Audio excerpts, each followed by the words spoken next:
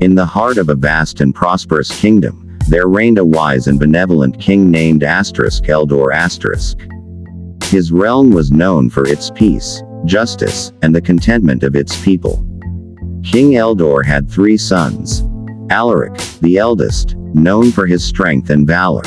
Baldric, the middle son, celebrated for his intellect and curiosity. And Cedric, the youngest, admired for his compassion and humility.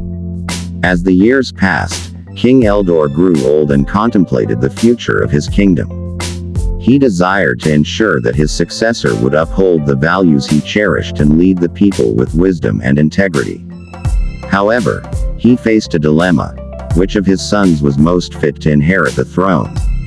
To resolve this, King Eldor devised a test to assess the virtues of his sons. He summoned them to the royal court and presented each with a modest sum of money, 100 gold coins, and assigned them a simple yet profound task. "Each of you shall receive a chamber in the palace," he declared. "Your challenge is to fill your room completely using only the resources you can acquire with these coins. You have 1 week. Upon my return, I shall judge whose room is filled in the most meaningful way." The princes accepted the challenge, each pondering how best to fulfill their father's request. Prince Alaric, confident in his physical prowess, decided to fill his room with bales of hay and sacks of grain. He reasoned that these items were voluminous and would quickly occupy the space. He believed that demonstrating his ability to provide sustenance would showcase his suitability as king. Prince Baldric, ever the intellectual, chose to fill his room with books and scrolls. He spent his coins acquiring texts on governance, philosophy, and history.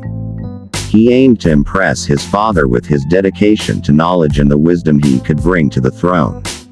Prince Cedric, known for his empathy, contemplated deeply. He used a portion of his coins to purchase candles, incense, and a single rose. With the remaining coins, he donated to the poor, providing food and clothing to those in need.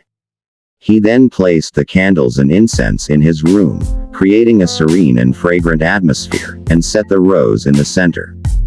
After a week, King Eldor returned to assess his son's efforts. He first visited Alaric's room, which was filled to the brim with hay and grain. The king nodded, acknowledging the practicality but noting the lack of deeper meaning. Next, he entered Baldric's room, lined with shelves of books and scrolls. The king appreciated the pursuit of knowledge but sensed a certain detachment from the people's immediate needs. Finally, he stepped into Cedric's room. The gentle glow of candles illuminated the space, the scent of incense filled the air, and the single rose stood as a symbol of beauty and simplicity. The king felt a profound sense of peace. King Eldor turned to Cedric and inquired about his choices. "Father, I sought to fill the room not just with objects, but with light, fragrance, and compassion."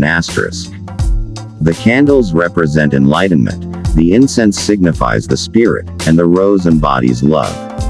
Moreover, I used the remaining coins to aid the less fortunate, believing that a true king must serve his people. Moved by Cedric's thoughtfulness and selflessness, King Eldor gathered his sons and proclaimed, "Greater than, each of you has demonstrated qualities befitting a ruler. Alaric, your strength and provision are commendable. Baldric, your pursuit of knowledge is admirable. But Cedric, your compassion and understanding of the people's needs reflect the heart of a true king." He then announced Cedric as his successor, entrusting him with the kingdom's future. Under King Cedric's reign, the kingdom flourished. He combined the strengths of his brothers, Alaric's might and Baldric's wisdom, with his own compassion to lead with justice and empathy. The people prospered, and the realm became a beacon of hope and unity. True leadership transcends strength and intellect. It is rooted in compassion, selflessness, and the ability to uplift others.